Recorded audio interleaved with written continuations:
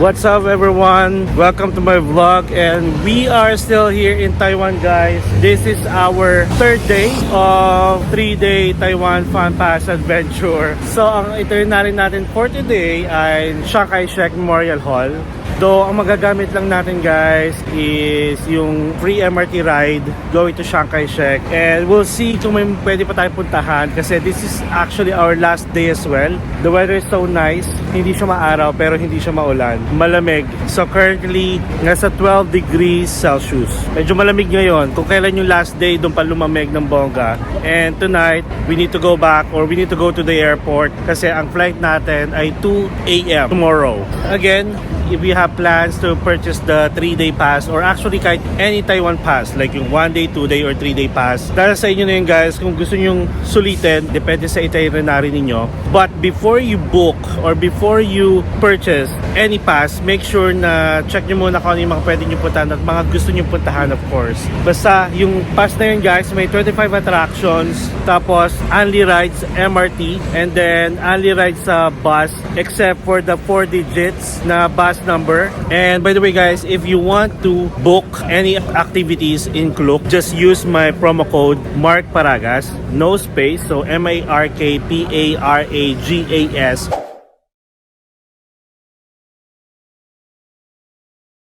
So syempre, even though 3% lang yan for any activities and 5% for hotels, still a discount. I would say guys na makakatipid kayo and sobrang worth it kung umaga pa lang, let's say gigising kayo tapos talagang susulitin nyo yung mga activities. Ang nangyayari kasi sa amin, late na kami nagigising tapos umulan pa ng first day. So yun pala guys, if you're gonna get the 3-day pass, make sure that you also consider the weather. Kasi katulad dito guys, malamig ngayon and may mga times na umuulan talaga. So may mga times na hindi talaga kayo makakapunta sa mga gusto nyong puntahan. Tapos baka may mga under maintenance katulad nung Maokong Ganda Ulag, buti na lang. Ilang days, nag-close siya talaga guys. Tapos inopen siya nung 22. So guys, kung gusto nyo ng affordable at medyo magandang vibes na Airbnb, tapos yung parang maaliwalas, dito lang yan sa Seamen guys. Hino-host siya ni Mr. Black. So makikita nyo guys yung brown brick wall na yan. Yan yung mismong accommodation natin. May option kayong dumaan sa likod, may option kayong dumaan sa harap, which is yun yung sa Seamen. Maganda guys yung accommodation. Good for 6 person. May maliit na balcony, malinis yung CR, may hot water, tapos may microwave oven, may ref, merong butane na pwede kayo magluto. May plancha, may blower, tapos may dalawang bed na double bed, plus merong sofa na turn into bed. Tapos meron ding extra foam dun guys and pillow na pwede nyo gamitin. May cabinet. Sa 4th floor siya located, hosted by Mr. Black. Sobrang accommodating ni Mr. Black, friendly, and then marami pa siyang pwedeng tips once you get here. May mga restaurants, mga shops na open 24/7, hot pot. So you might want to consider booking through Airbnb and hanapin nyo lang si Mr. Black. Ayan, marami siyang hino-host na mga unit, mga apartment sa Airbnb dito sa Seamen. Again, we are going to Chiang Kai-shek using the 3-day pass. Yung only MRT lang magagamit natin.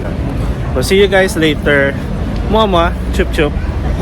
How was your 3 days? Ngayon pa nagtanong, no? Ay, naku guys.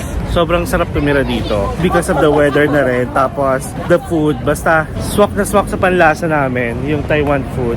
Sausage, aichung. Aichung is the favorite. Aichung is a must. Try. Yung sausage, kung gusto nyo nang gumagalaw na sausage. Pamassage lang. Taiwan sausage. Nice. Tapos yung chicken, sarap din. Go. Taasan mo na lang siya. Taasan mo na lang siya. Baka nakaintindihin mo.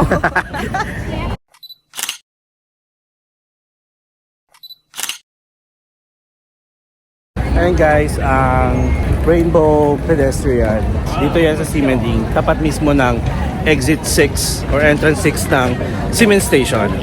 Ay nako, nakakalungkot. Pero we need to go back to reality.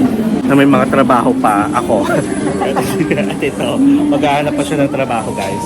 So guys, pag napanood nyo to kahit after 3 months, kung may mga bakante sa inyo na pang BA, ayan po, i-change. Call ko naman kita.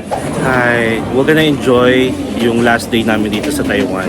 Mas gusto ko to kaysa sa Hong Kong. Sa Hong Kong kasi guys, it's more of attractions. Pero dito kasi, aside from attractions, yung food masarap at mura.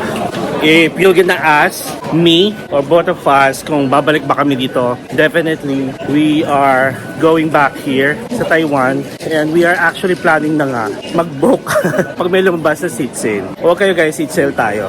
Kailangan natin magpakatotoo guys, maghahanap tayo ng seat sale para kahit paano mapamura tayo sa flight. So guys, sobrang dali lang pumunta sa Chiang Kai-shek, especially kung magagaling kayong Ximen. So ganito lang siya, dito sa Ximen, sasakay lang kayo ng Green Line going to Chiang Kai-shek Memorial Hall. So ganun lang siya kabilis, 2 station lang.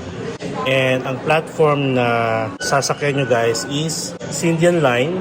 Sobrang ganda nung train system nila dito guys. Kahit public transportation, talagang may mga waiting shed. Nakamonitor kung ilang minutes pa darating, ilang minutes delayed or whatsoever. Nakaka-amaze talaga mag-ibang bansa kasi makikita mo yung laki ng difference na meron ka sa bansa mo compare sa bansa na pupuntahan mo. So ang gagawin nyo lang, bababa lang kayo ng Chiang Kai-shek Memorial Hall MRT Station and then exit 5. Ito na mismo yung bubungan sa inyo. Ayan. So exit 5, turn right and then diretso.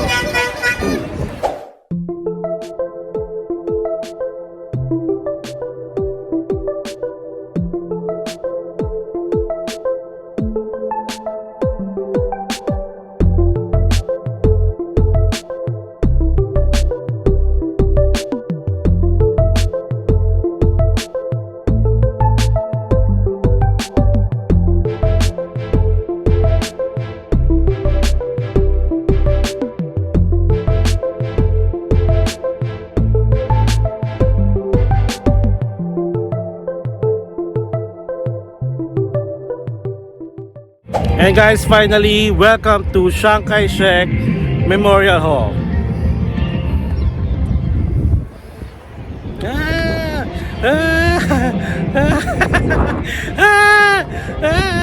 Ayan. Ang lamig dito guys. Grabe, since open area siya. Grabe, ang lamig, ang hangin. Nakaka-amaze, nakakaiyak. Kasi parang last day, mamimiss ko ng Taiwan. For 4 days lang kami dito guys, pero parang ang dami na namin ginawa. Tapos last day, tapos may background music pa na pang anime. For sure, mamimiss ko siya. And Taiwan, we're gonna see you next year.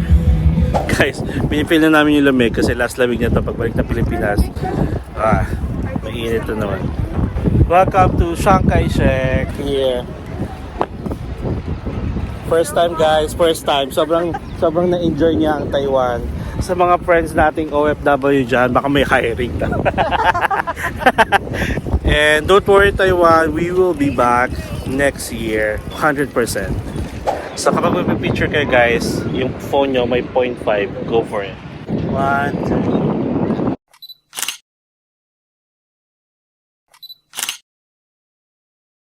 2. Bet mo mag-jump shot? Ikaw? Wala ako lang. Kailangan. Ito. 1, 2, 3. Isa pa. 1, 2, 3. 1, 2, 3. Huwag ka lang mo yun, dito ka lang. Paano pause? Ano magsabi? Yan, kahit ganyan, okay na yan. 1, 2, 3. So guys, we are still here sa Chiang Kai-shek Memorial Hall. And look, medyo hindi lang maganda yung magiging color sa picture kasi medyo gloomy. Mas maganda magka-picture dito guys kapag summer talaga. Like may araw. May sikat ng araw kasi talagang maglalighten niya mga yan, yung mga kulay. May emphasize talaga yung kulay. So pwede kayo magpa-picture dito guys. Ayan. parang secret garden of Mary. Tapos meron dito sa likod, may mini bridge. Ayun, ayan. Pwede kayo magpa-picture dyan. Tapos ang gawin nyo na lang, from here, punta kayo dito. Yan, punta kayo dyan. Tapos kumaliwa muna kayo dito. Para ang labas nyo, pupuntahan yan dulo. Doon na kayo sa dulo lalabas, magpa-picture. Tapos pwede kayong bumalik doon sa kabilang side. Alright, so we're gonna enjoy the rest of our moment here sa Chiang Kai-shek. And then, more of the Chiang Kai-shek Memorial Hall in 3, 2, 1. 바람이 불어온 그 밤에 꺼진했던 조각들이 난 떠올라 순간에 falling down 감추려 애썼던 마음 다 들킬까봐 도망가 버렸지 yeah. 깊은 밤 잠든 널 내 안에 담아두고 있어 언제까지나 it's alright 내 안에 너만을 기억할 수 있는 순간이 바로 지금이야 Take me back 그 밤을 되돌리고 싶어 내가 지키려 했던 모든 건 다 부서져 버렸어 정말 It's alright 날 숨겨왔던 비밀을 하늘에 So guys, kung nauuhaw kayo, meron ditong vending machine. Kakaliwa lang kayo dito. Pak dito. From there. Parang ang mura dito guys ng mga drinks. Kasi di ba pag sa atin, pag mga tourist attractions, mahal. Pero dito guys, kakaiba sa Taiwan, mura. Para mas mura pa nga to guys, kaysa sa 7-Eleven at saka sa Family Mart. Ba't yung side na? Degrees? Side. Bakla ko. Ay, oo ka no. Isa lang muna. Isa muna. Go. So kung napapagod kayo, ayan, may mga upuan dito. And then, pwede mo magpa-picture din sa bridge. Lakas makabagyo nung part na to. Oo, okay. Lakas makabird ng pag. Burnham Park, tapos yung Lake Batalco. Oo. This travel is brought to you by Milk Tea. Bakla ka sabay pa tayo. So guys, kapag nandito kayo sa Chiang Kai-shek and maabutan nyo yung like kunyari kung Feb, March, April, ito yung part na merong cherry blossom. Ayan. Katapat lang siya ng bridge. So, check natin. Hindi pa siya blooming kasi January pa lang. Ayan. Siguro mga late Feb. Ayan siya.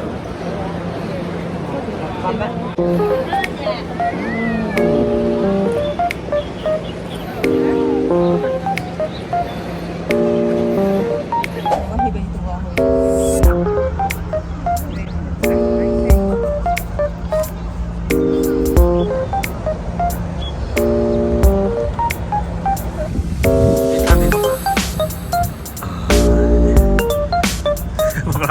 Nag-milk tea ka pa. Bakit ito guys, makikita nyo dito with milk tea. Guys, matamis ka. Matamis ng bata.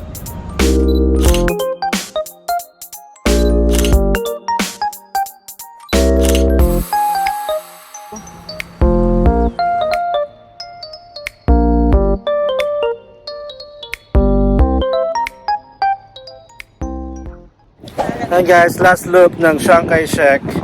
Chiang Kai-shek 360. 360. Ganun Bigla walang pasama. Ganun dapat transition natin. We're gonna take the entrance 5. Tapos pupunta kami ng Taipei main station. Maghanap kami ng mga station pa guys na merong pwede mag-stamp. Meron kaming booklet, passport size na binili para at least meron kayong remembrance. Tapos kung gusto nyo may mga resibo rin kayo na pwede nyo idikit doon. And guys, last look. Teka lang. Sabi ko lang. Puro last look no. Say hi. Ang sarap dito guys, ang lamig, tas ang hangin. Parang ito yung pinaka malamig na napuntahan namin. Kasi siguro open area kasi siya. Kaya feel na feel mo. Tas mahangin, as in. Ayun, last day na pala namin ngayon. Mamayang gabi, magpe-prepare na kami. It's currently 3 p.m. Mag-impake. Then 9 o'clock kami aalis from Ximending going to the airport. 2 o'clock pa naman yung 2 a.m. pa naman yung flight namin going back to the Philippines. For sure mamimiss namin itong weather and yung food. Anong mamimiss mo dito? Si Mr. Black. Isasama ko to. Para may discount na next time. Food and weather. Yes, food and weather guys. Sabi ko nga sa inyo paulit-ulit, swak na swak sa panlasa namin ang Taiwan food. And guys, ang background ko. So that's it guys. We are back here sa entrance 5. CR lang kami. Tapos, ang gagawin namin for the last time, pupunta ulit kami ng Rauhi para naman bumili ulit ng pork buns kasi baka isa yun sa mga talagang mamimiss namin dito. And at the same time, para hindi kami ma-disappoint, like yung manghinayang na may time pa naman kami, bakit hindi kami bumili? I would say mas gusto ko dito kaysa sa Hong Kong. Pero we'll have another international travel sa March. We are going to Hong Kong. Siyempre, different country, different experience, different food, and different people. So, we'll see. 3 hours later. So guys, quick tips and guide na rin. If you want more pasalubong and affordable, tapos mababait pa na stop and may mga freebie pa minsan, ayan, go to Mr. Ho's shop. This is located around Ximending lang guys. Katapat siya nitong, yan mga yan. Hindi ko alam yung name. Nasa tabi lang siya nitong building na to. Ayan, just go to Mr. Ho's shop to get more affordable pasalubong and a lot of choices, a lot of discount and on sale. Go na and ito ang mga napamili namin. Yan, sa family nito. Make sure na make sure na may trabaho kayo para maparami. So Mr. Ho's shop, that's it. Alright guys, I am back. We are still here sa Airbnb natin dito sa Ximen. Nung tinatry kong buksan yung balcony, hindi ko mabuksan. Pero ngayon, papakita ko sa inyo kung maliit lang siya guys. Pwedeng sampayan, pwedeng lagyan ng mga basa if ever. So ito siya. Actually kung mapanood nyo to, ito na yung last day namin. So in 2 hours, papunta na kami ng airport. So anyway, ganito lang siya guys. Ayan. Tumapaya dun mo. Baliktad. Ayan. So, counterclockwise. Ayan siya guys, ganito lang. As in ito, ayan. Ganito lang siya guys. Tapos yan, pwede kayo magsampay. Tapos ito, mga payong namin. Kung mapupunta kayo dito, ayan ang remembrance nyo sa akin, sa amin. Mga payong na nabili namin na hindi kasya sa luggage. So, hindi namin siya mauuwi. 4 na yan, total. Tapos ito pala, meron ditong washing machine. Hindi na namin nagamit, pero I think pwede siya. So, if ever nagagamit kayo guys, meron na rin ditong, ayan, Tide. I think pwede, allowed naman since Airbnb to. Pero pag gagamit kayo, magtanong na lang kayo kay Mr. Black kung paano siya gamitin. We stayed here for 4 nights. Maganda yung vibes nung unit na to and mabait yung host. Tapos maaliwalas. And yun nga lang guys, from 4th floor, ilang unit pa yung dadaanan ninyo going here sa unit mismo. Yung mismong pintuan going sa elevator, nagko-close yun ng 11 PM. Pero bibigyan naman kayo ng key fob ng host, pati yung key na rin dito sa unit para may access kayo. So, bali dalawa yung entrance nitong building. Pwedeng sa harap, pwedeng sa likod. Pero mas mabilis yung sa likod kung alam nyo. Kasi pag akyat nyo ng 4th floor, paglabas nyo ng pinto, sa left side, nandun na yung unit. First unit on the left. Pero kapag sa harap kayo dumaan, marami pa kayong unit na dadaanan. So, papakita ko na lang sa inyo, sige. Pero hindi ako magsasalita, ha? Ay, hindi. Dyan lang ako. Hindi, gusto mo baba ka. Oh! Wait! Baba ka na. Challenge ko yun sa inyo. Hanapin nyo yung unit. Hindi ko napapakita pala. Kasi, since hindi nyo alam, syempre aware naman si Mr. Black. So, imi-meet niya kayo sa baba mismo. Kasi nga, hindi kayo makakakyat if darating kayo dito ng after 11 PM onwards. And make sure lang na active kayo guys. Lalo na kung madaling araw, kayo darating like 2, 3, 4. syempre nakakaya naman kahit paano kay Mr. Black maghintay. Always update nyo yung host. Kahit hindi si Mr. Black, kahit ibang host guys, always update them if there's any changes with your flight, with your transpo, going here, yung mga ganon. Kasi make sure na ina-update nyo yung mga host ninyo kung nasan man kayo para at least aware din sila kung ilang oras sila maghihintay. Ang mabait ng mga tao, ang mabait ng host, si Mr. Black, ang babait guys, sobra. Bago kami nag-book ng accommodation and bago kami gumawa ng itinerary, marami na kaming pinapanood ng mga YouTube videos and TikTok and Facebook na rin, yung mga nag-share ng mga experiences nila sa group na sinalihan namin. Parang maraming nagko-comment na parang hindi masarap yung food, medyo masusungit nga din yung mga tao, pero first international travel experience, mismo si Shane naka-experience na hindi. So yun lang guys, and I hope makonsider nyo tong Airbnb ni Mr. Black, hindi kayo magsisisi. Paglabas nyo lang ay chung, flour rice noodles na. And yeah, experience, anong feel mo since first time mo dito? Natuwa ka ba na culture shock? Ano? Honest. Na-amaze ako. Bilang ako ay tamad na commuter, kailangan lagi nakakab Ayan. sa Pilipinas. Pero dito, ang galing ng ano nila, train system. Yeah. Sobrang, at saka sana ganun din yung mga Pilipino na yung discipline talaga sila, like strictly nasa right lang yung mga nakastay sa tapos yung mga moving, yung mga Yes. mamadali nasa left. Yung sa escalator. Actually, yung sa escalator, yung sa right yung stand, tapos sa left yung moving. Na-implement na yun sa Pilipinas, kahit sa mga malls. Pero, masasabi ko na sa tao talaga yan, yung pagiging disiplinado. Dito guys, makikita mo talaga, kahit humaba na yung pila, talagang pipila yung mga tao sa dulo. Pag dalawa, talagang haharangan nila. Basta hindi marunong sumunod sa instruction. Kasi sa sa pedestrian crossing, Sa pedestrian crossing, pag talagang bawal tumawid. kahit nakastop lahat. Basta stop lahat.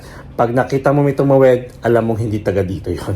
Ayun lang guys, kapag pupunta kayo sa ibang lugar, syempre kayo yung dapat mag-adjust. Huwag nyo dalhin yung mga ganong bad habits na nakaugalian nyo sa Pilipinas. Syempre, nakiki-adapt kayo sa culture dapat nung country na pupuntahan nyo at hindi sila yung mag-a-adjust sa inyo. Sa language naman guys, in fairness naman, karamihan sa mga nakakausap namin marunong, so which is really nice, di ba? Hindi nyo na kailangan mag-translate. Hindi nyo naman kailangan magkaroon ng English accent dito ng bonggang-bongga. Kahit barok ng English guys, turo nyo or sign language, ganun lang kasimple.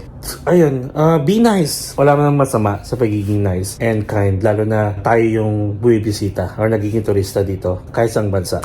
So, I think that's the end. Let's congratulate Shane on her first travel experience international. Ay, hininga.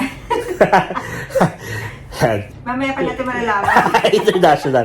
Ayun pala guys, kung napanood nyo tong video na to at masaya kami after nito, ibig sabihin, nakauwi kami ng Pilipinas ng masaya kasi nagustuhan namin ng bonggang-bongga yung black pepper, pork buns, tapos nag-take out kami. So, ang take out niya 5, take out ko 5 din, pero kinain ko ng isa. So, binarit naman namin siya, sealed sa aluminum foil, tapos may plastic, sealed. And we're just thinking kung pwede ba na ilabas ng bansa itong pork buns. So, kapag nakapag-vlog ulit ako, ibig sabihin, masaya. Ayan, sasabihin ko. Para kasi maraming nagtatanong kung ano yung mga pwedeng dalhin at hindi pwedeng dalhin. Magkakaroon tayo ng vlog, guys, pag nasa boarding gate na kami. Kasi ang alam ko, hindi rin allowed ang power bank na more than 20,000 milliamp. So, we'll see. Kasi 20,000 yung sa akin, 10,000 yung sa kanya. So, check talaga yun, guys, pati yung brand. I think, Tapos, doon na lang ulit tayo magkakwentuhan. So, that's it dito sa Airbnb ni Mr. Black. And I hope na-enjoy nyo yung mga videos natin. More travel, more fun, and just enjoy life while young. 1 hour later. This is our last night here and we need to go back to reality na may mga buhay po. Hindi puro saya, kundi we need to work hard para makapag-travel, and we're just waiting for the airport transfer natin, guys. And by the way, ang nakontak pala natin for the airport transfer is si Kuya Vincent. Tapos mga friend din siya, naka-group na nagpo-provide din ng airport transfer and tour. Kuya Eric, yung nagsundo sa atin from Taoyuan Airport going here sa Seamen. And ngayon naman si Kuya Mark yung susundo sa atin from here sa Seamen going to the airport. So we're just waiting here, guys. 9 PM yung ating pick up.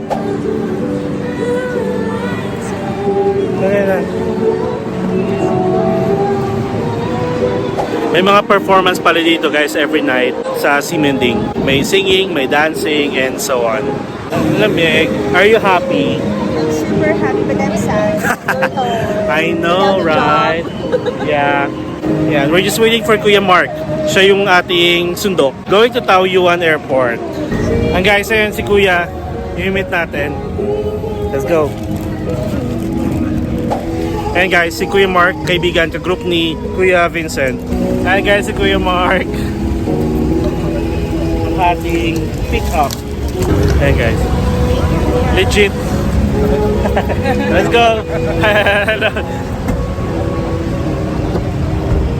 A few moments later. Hello guys, so finally we are now here sa loob ng airport, malapit sa boarding gate namin na A6 for Cebu Pacific. And update ko lang din kayo. So kanina sabi ko sa inyo, nag-take out kami ng black pepper pork buns galing Rauhe Street Night Market. Nag-take out si Shane ng 5, nag-take out ako ng 4. And sa mga nagbabalak na mag-uwi sa Pilipinas, allowed siya. Ang gawin nyo lang, kailangan naka-aluminum foil, tapos naka-ziplock kung gusto nyo. Kung hindi naman, basta balutin nyo pa siya ng cling wrap. In an hour, magbo-boarding na rin kami. And nagpapahinga lang din kami dito. And ganito pala, ang tips ko guys, if ever midnight yung inyong flight, siguro mag-take out na kayo ng any food from 7-Eleven or any sandwich. Maglagay na kayo sa hand carry ninyo. Kasi pag napaaga kayo dito, walang open na mga shops and restaurants. So magugutom talaga kayo. So katulad namin, gutom na kami. Natitempt kami kainin yung pork buns. Pero ano tayo, kontrolin natin kasi meron tayong food sa flight natin sa Cebu Pacific. Nag-a-acid guys. Mukhang kakainin niya na yung pork buns niya. I hope guys, may mga natutulog kayo sa vlog namin. Enjoy guys, sobra. Parang mas maganda pala yung sarili mo yung time. Hindi ka naka-tour, wala kayong hihintay, hindi kayo joiners. Madali lang mag-DIY. Just follow the instructions, follow the map, trust your instinct. Trust the mga signage, trust Google Map, and hindi kayo malilikaw. Yun nga lang, more lakaran, lalo na kung first time nyo, more lakaran talaga sa expect nyo. And make sure na nakapag-exercise kayo, nakapag-practice kayo before going here sa Taiwan. Pero partida wala kami exercise, kaya ang peg namin, pagod kami talaga yung bongga.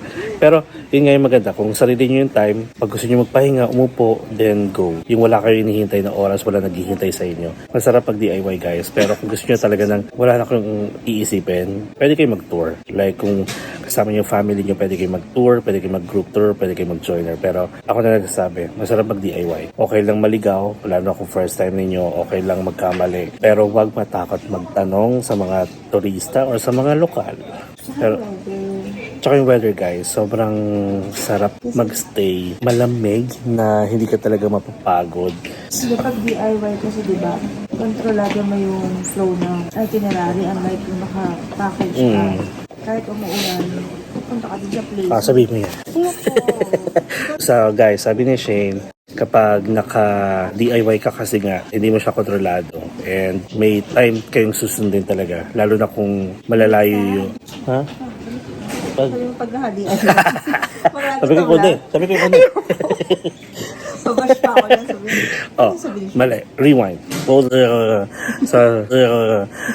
So, sabi nga ni Shane daw, kapag may tour kayo, hindi nyo kontrolado yung time. Lalo na kung marami. Siyempre, may mga time schedule yan na kailangan sundin. Tapos, kailangan on time. Kasi nakakahiya nga naman na hindi kayo maging on time. Lalo na kung marami rin kayo pupuntahan. Unlike the DIY guys, kontrolado nyo yung time.